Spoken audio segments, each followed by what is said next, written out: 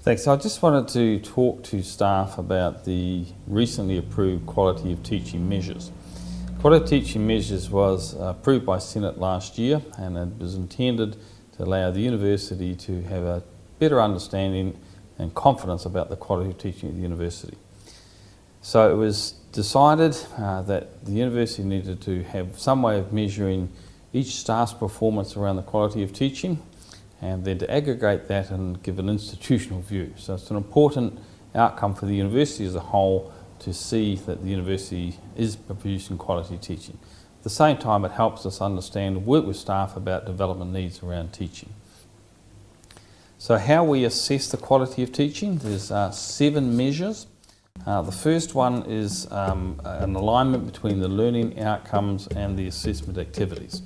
So the idea here is we could be teaching a given topic or in a given way very, very well, but if we have stipulated learning outcomes and we don't have assessment that matches that, then what we're measuring is not what which we intend.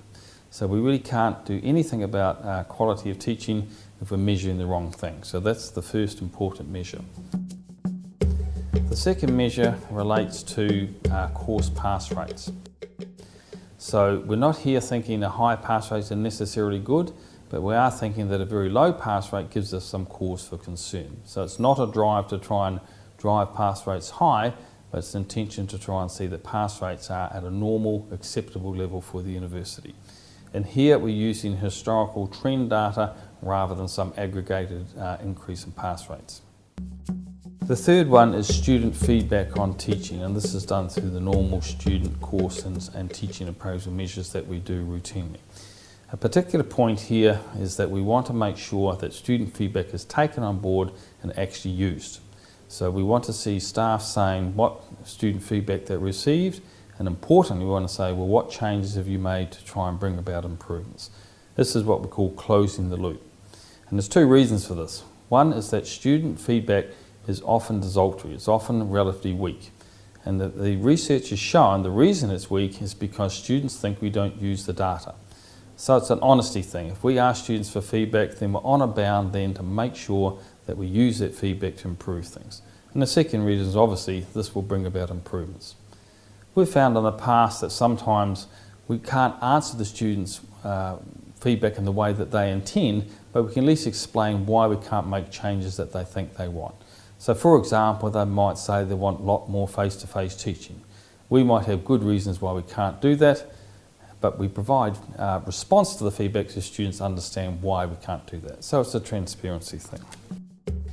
The next one is observation of lessons, and this is a standard practice worldwide that we have trained staff, our peers, who come and sit in our classes and have a look at what happens in our class. And to try and get some transparency and fairness about this, we have a detailed checklist of items that have been found from international research to be important measures of teaching. And having done this myself, I know how valuable this can be. We all have our blind spots. I can be in a class thinking I'm doing a great job. I might be speaking too fast, or I might be not paying attention to the student questions or something like that. An independent evaluation of that helps me recognise any blind spots or any issues I might have. So it's a very valuable measure. The next one then is effective use of ICT to support learning and teaching. Everyone will be well aware that we're in something of a digital revolution. Our students are very much digi-natives nowadays, and the university wants to incorporate modern technologies to improve learning and teaching. So we're looking for evidence in staff portfolios as to how they're using ICT to improve teaching and learning. And that can be in a great variety of ways. It's a relatively open question. You can provide whatever evidence you think will help us better understand how you use technologies. And there's no one size fits all here. We're just looking to see how you do that. And the last one is staff professional development. A good teacher is constantly evaluating his or her performance and is engaging in professional development activities. And that can be quite a variety of different activities. I guess the most obvious one will be completion of the postgraduate certificate in tertiary teaching, but there can be other things: attending conferences, being involved in workshops, interacting with other peers, and reading good literature that helps you do this. And then finally, we have another area where staff can nuance or explain their own situation. So we're conscious that sometimes staff are in a different situation from other staff. They might have particular administrative responsibilities, might have a particularly large class. There might be some particular factor which they think impacts upon their performance in all of those above areas I mentioned. And so this just gives staff an opportunity to contextualise their situation, to tell us what's going on there, and from there we can then look at the overall performance and see that yes, we're satisfied things are going well, and we have a dedicated staff member who's very keen to ensure that he or she is providing quality teaching. So that's really a bit all about what I wanted to say. So I hope that your Eagle staff will go along with what we're trying to do here.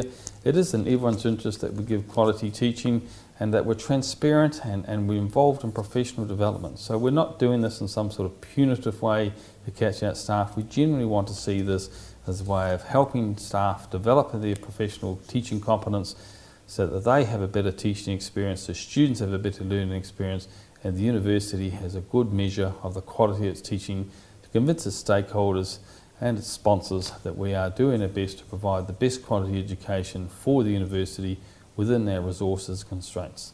Thank you very much.